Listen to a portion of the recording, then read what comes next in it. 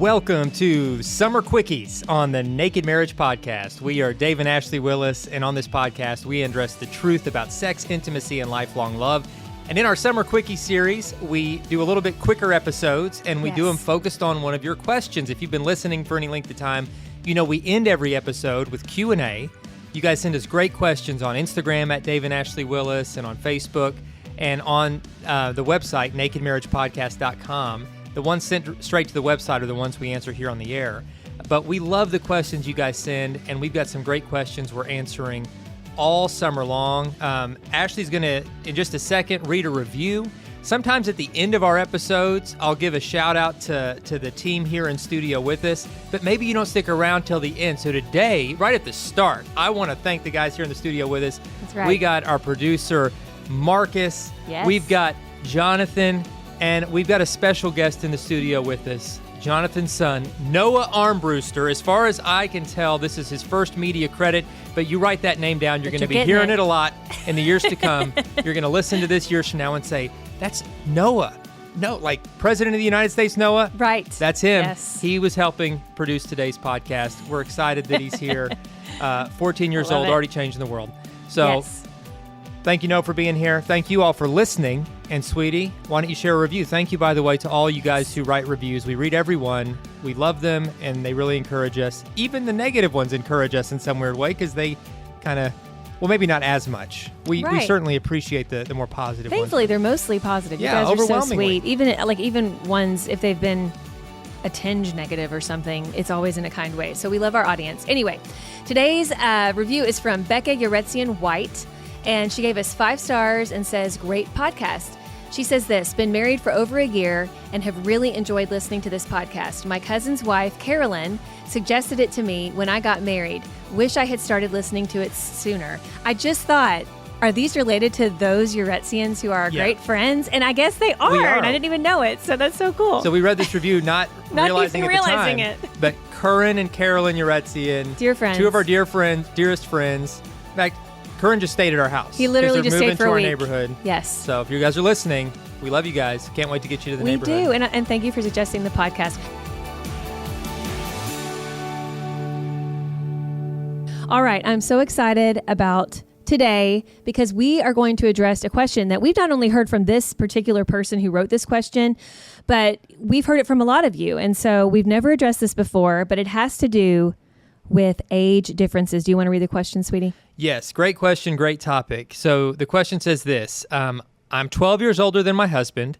What kind of advice do you have for us as we go through life with this age difference in regards to our changing sex drives, me hitting retirement before he does, and other life markers not always matching up?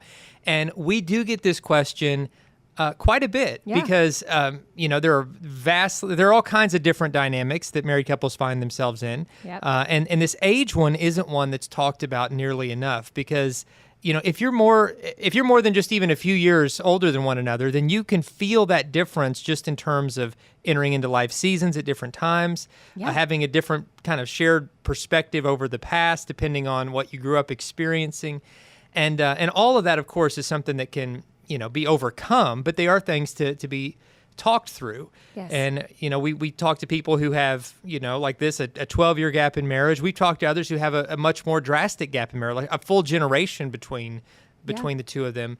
And so we just thought, this is a great topic. Let's explore this a little bit more. That's right. And so I love, this person being so honest because it is, I think sometimes what we do is act like it doesn't matter. Like, well, age just doesn't matter. And I think what they're trying to say is it doesn't bother me that we have an age difference because they want to reassure their spouse. Like, it doesn't bother me that you're significantly younger or that you're significantly older.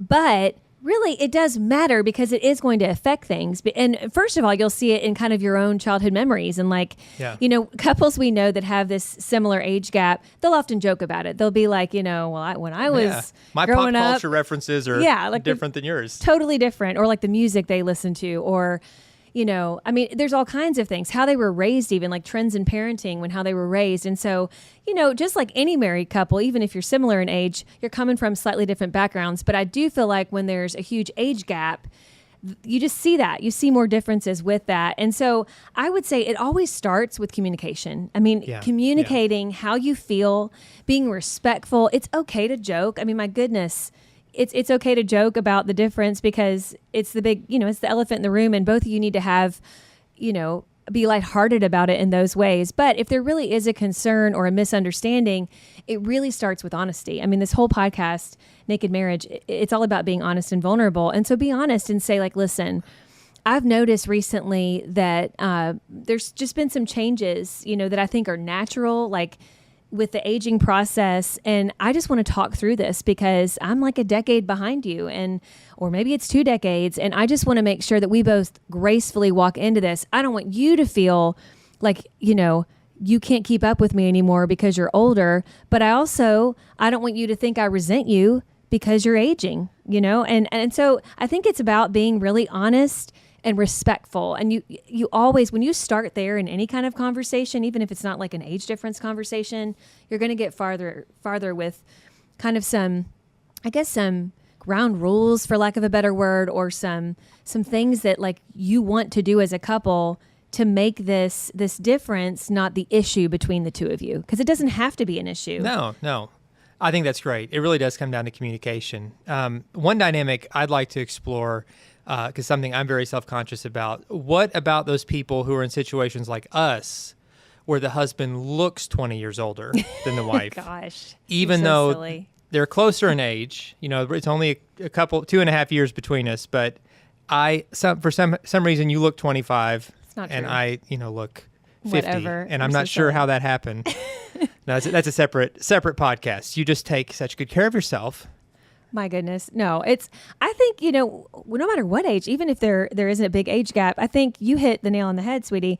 Encouraging each other to take good care of yourselves. In our book, Naked and Healthy, which I know you guys have heard about that for the past few months, you're probably sick of hearing about it, but we do explore that. We talk about these things because, regardless of how close or far apart we are in age, we want to encourage each other to take care of ourselves. And I think with an age gap where this can be tricky is when you become a caretaker of your spouse at an earlier age than you were expecting. Right. And that's what we see often when there is a big age gap. You see there's just this caretaking phase that happens maybe because your spouse, they come down with some ailments that are maybe due to age that often happen later, like, for example, like things like dementia, where you're literally needing to take care of your spouse and you're maybe not, you're not really in that aging part of your life yet. And it can be a little tricky and something that you definitely have to navigate as a couple. But that can happen. It can happen to anybody. I mean, I think of a couple that we know, John and Dawn, where there's about a 20-year age gap between them. Yes. Great couple, amazing couple. And she's actually younger than him. Right. She's 20 years younger than him. And so she entered into it fully prepared that someday I'm sickness and in health. When we say that, I'm going to be the one to take care of him, and I can't wait to do that. It'll be a privilege for me to serve him in that way. But by just how life works sometimes, it actually happened in reverse. Dawn tragically was diagnosed with MS, and it at a very young age. Very young age. So by the time she was in her mid-40s, she'd lost a lot of mobility. Yeah. And then it's continued to progress from there. And John has been the one being the caretaker, and just the tenderness with which he takes care of her, even though they thought it was going to happen in an opposite way. Right. But when you say in sickness and in health, you're saying either way, no matter how this goes, we're going to do it together. I think that just kind of to get as practical as we can about this age different thing, when we talk to couples about it, I sense that some of the tension can come when they start getting out of the partnership mentality. Yeah. And one of them can almost start addressing the other one from a place of kind of superiority because of their life experience. Mm-hmm. Yes. Because I'm older and wiser, and then it becomes almost this parent-child dynamic. Which we've talked about. At any age, that's wrong. You have to always in marriage approach each other as equals. It can also be, the younger spouse trying to take this place of superiority. Well, because I'm young, I'm more virile or whatever, more energetic, and that puts me in this place of power, and I'm gonna lead because of that. But in marriage, it's humbly serving one another. It's recognizing the strengths in one another. Yes. Recognizing the strengths that come from each of your unique life experiences, however many years that life experience may be. And really celebrating one another, and just in moments when it feels awkward, whether it's awkward in a social setting where you're, mistaken because of an age gap for not being recognized as a couple, to just owning that and being able to say we're different ages, but we're so thankful that God brought us together. Yeah. And we wouldn't have it any other way. I love that. And there will, and that's another thing to address. Sometimes people just aren't very graceful or don't have tact when it comes to their responses when they realize that somebody has a big age gap. But you both know God brought you together. And I think, giving people kind of the benefit of the doubt and just explaining, yes, we're so grateful for each other. And yes, there is this age gap. Sometimes there's some unique struggles when it comes to that, but we love each other so much, and we just have a blast together, and we know we're meant to be together. I just love that. I want to address the sex issue because she specifically asked about changing sex drives, and you guys always want to talk about sex. No matter where the conversation is going, you're like, please talk about it. She wants to. She can't. You can't stop. But no, I love it. It was my favorite. I know. Favorite thing. You always get a smirk on your face. But, it's a legit thing that, especially when there's maybe an age difference. And again, our bodies change, our sex drives change as we get older. So it definitely needs to be addressed. But again, I think this is something that, regardless of an age difference or not, we have to talk about as a couple. I would say this, for the person whose sex drive, it's maybe not what it used to be, make sure that you're willing to get help. And we have so many podcasts about this, but just make sure that you're not like, well, I'm sorry, you married a guy, a girl, whatever, 20 years your senior, this is what you have to deal with. Like when we put it dig in our heels and are like, this is just who I am, that's when you just don't go anywhere. Yeah. You're literally making yourself stuck. And so I would encourage you, with compassion, for the other spouse who's frustrated, have compassion, be helpful, don't point fingers, but say, listen. And this can happen if you're the same age. Exactly. I mean, it happens. We get these questions all the time from people all the time. They don't have the age gap, but they have the sex drive gap. Exactly. And so I would just say, really talk about this and say, listen, we both want to make our sex life the best it can be. So what would that look like? Maybe it's going to the doctor and saying, like, are there some supplements that can raise my libido? Maybe it's your diet. Like maybe you've just fallen into some unhealthy habits, because that literally will affect your sex drive and you're more lethargic than you used to be. Or maybe it's your job. Like literally your job is running you ragged to the point where you're like, the thought of coming home and having sex is just so exhausting. I would say then some things need to change in your schedule, because it's not healthy. You want to have a marriage where intimacy is there, intimacy on all levels. And I know there's certain circumstances where maybe the act of sex, intercourse is impossible, but there are other ways for you to be physically affectionate, and you need to do whatever you can to find ways to be more physically intimate with each other. And so a lot of times that does involve counseling, doctors, it involves supplements, whatever it is. There are literally sex therapists out there who can work you, through some of those mental blocks that people have. Yeah. Sometimes, and I want to address this real quick, and then we're going to have to wrap up.